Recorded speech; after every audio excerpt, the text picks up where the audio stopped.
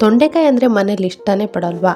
ಈ ರೀತಿ ಮಲ್ನಾಡ್ ಸ್ಟೈಲಲ್ಲಿ ಒಂದ್ಸಲ ಮಾಡಿ ನೋಡಿ, ಮತ್ತೆ ಮತ್ತೆ ಮಾಡಿಕೊಡು ಅಂತ ಕೇಳಿ ಮಾಡಿಸ್ಕೊಂಡು ತಿಂತಾರೆ. ಇದು 7 ಡೇಸ್ ಸಾಂಬಾರ್ ಸೀರೀಸ್ ಡೇ 3. ನಮ್ಮ ಚಾನಲ್ನ ಸಬ್ಸ್ಕ್ರೈಬ್ ಮಾಡ್ಕೊಳ್ಳಿ, ಹಾಗೆ ಬೆಲ್ ಬಟನ್ನ ಕ್ಲಿಕ್ ಮಾಡಿ. ಸಾಮಗ್ರಿಗಳು: ತೊಂಡೆಕಾಯಿ, ಟೊಮೆಟೊ, ಈರುಳ್ಳಿ, ಕಾಯಿ ತುರಿ, ಹೆಸರುಬೇಳೆ, ಕರಿಬೇವಿನ ಸೊಪ್ಪು, ಜೀರಿಗೆ, ಸಾಸಿವೆ, ಖಾರದ ಪುಡಿ, ಕೊತ್ತಂಬರಿ ಪುಡಿ, ಅರಿಶಿನ ಪುಡಿ, ಆಲೂಗಡ್ಡೆ, ಬೆಳ್ಳುಳ್ಳಿ, ಉಪ್ಪು. ಫಸ್ಟ್ ನಾವು ತರಕಾರಿನ ಬೇಯಿಸ್ಕೊಳ್ಳೋಣ. ನಾನು ಚೆನ್ನಾಗಿ ತೊಳೆದು ಹೆಚ್ಚಿಟ್ಕೊಂಡಂತಹ 1 ಬೌಲ್ ತೊಂಡೆಕಾಯಿ, 3ರಿಂದ 4 ಟೊಮೆಟೊ, 1 ಈರುಳ್ಳಿ ಹಾಗೆ ಹೆಸರು ಬೇಳೆನ ಹಾಕೊಳ್ತಾ ಇದ್ದೀನಿ.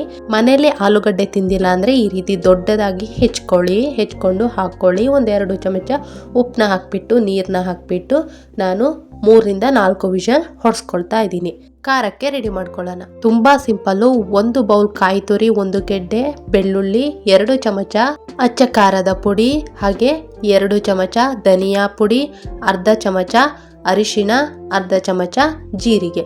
ಇದನ್ನ ನುಣ್ಣಗೆ ಪೇಸ್ಟ್ ಮಾಡ್ಕೊಳ್ಬೇಕು. ನೋಡಿ, ಈ ರೀತಿ ನುಣ್ಣಗೆ ಪೇಸ್ಟ್ ಆಗಬೇಕು. ಇವಾಗ ಒಂದು ತಪ್ಪಲಿನ ಇಟ್ಕೊಂಡು ಅದಕ್ಕೆ ಬೇಯಿಸ್ಕೊಂಡಂತಹ ಎಲ್ಲ ತರಕಾರಿಗಳನ್ನು ಹಾಕೊಳ್ತಾ ಇದ್ದೀನಿ.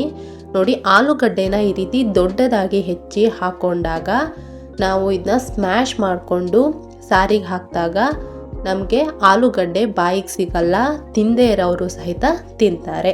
ನೋಡಿ, ಈ ರೀತಿ ಆಲೂಗಡ್ಡೆನ ತಕ್ಕೊಂಡು ಸಿಪ್ಪೆನ ಬಿಡಿಸ್ಕೊಂಡು ನೀಟಾಗಿ ಸ್ಮ್ಯಾಶ್ ಮಾಡಿಬಿಟ್ಟು ಸಾರಿಗೆ ಹಾಕೊಳ್ಳಿ. ಇದೊಂದು ಸಿಂಪಲ್ ಟಿಪ್ ಅಂತಾನೆ ಹೇಳಬಹುದು.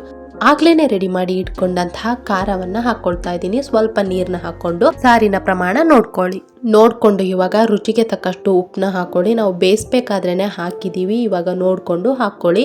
ಇದಕ್ಕೆ ಒಂದು ಒಗ್ಗರಣೆಯನ್ನ ಹಾಕೊಳ್ಳೋಣ. ನಾನು 2ರಿಂದ 3 ಚಮಚ ಎಣ್ಣೆಯನ್ನ ಹಾಕೊಳ್ತಾ ಇದ್ದೀನಿ. 1 ಚಮಚ ಸಾಸಿವೆ, 1 ಚಮಚ ಜೀರಿಗೆ, ಕರಿಬೇವಿನ ಸೊಪ್ಪನ್ನ ಹಾಕೊಳ್ತಾ ಇದ್ದೀನಿ. ಹಾಗೆ ಹಸಿ ಈರುಳ್ಳಿನ ಸಣ್ಣದಾಗಿ ಹೆಚ್ಕೊಂಡಿರೋದನ್ನ ಹಾಕೊಳ್ತಾ ಇದ್ದೀನಿ. ನೋಡಿ, ನಮ್ಮ ಒಗ್ಗರಣೆ ರೆಡಿಯಾಗಿದೆ. ಇವಾಗ ಕುದಿತಾ ಇರುವಂತಹ ಸಾರಿಗೆ ಒಗ್ಗರಣೆಯನ್ನು ಹಾಕೊಳ್ಳೋಣ.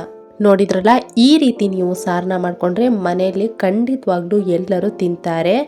ಆಲೂಗಡ್ಡೆ ಏನಾದ್ರು ತಿಂದಿಲ್ಲ ಅಂದರೆ ನಾ ಹೇಳಿರೋ ಟಿಪ್ನ ಫಾಲೋ ಮಾಡಿ. ನಾಳೆ ಇನ್ನೊಂದು ಸೂಪರ್ ಹಿಟ್ ಸಾಂಬಾರ್ ಜೊತೆಗೆ ನಾನು ನಿಮ್ಮ ಜೊತೆ ಬರ್ತೀನಿ. ನಿಮ್ಗೇನಾದರೂ ಈ ವಿಡಿಯೋ ಇಷ್ಟ ಆಗಿದ್ರೆ ಲೈಕ್, ಶೇರ್, ಕಮೆಂಟ್ನ ಮಾಡಿ. ಹಾಗೆ ನನ್ನ ಚಾನಲ್ನ ಸಬ್ಸ್ಕ್ರೈಬ್ ಮಾಡ್ಕೊಳ್ಳಿ. ಮುಂದಿನ ಸಾರು ಯಾವುದಿರ್ಬೋದು ಅಂತ ಕಮೆಂಟ್ ಮಾಡಿ. Thank you.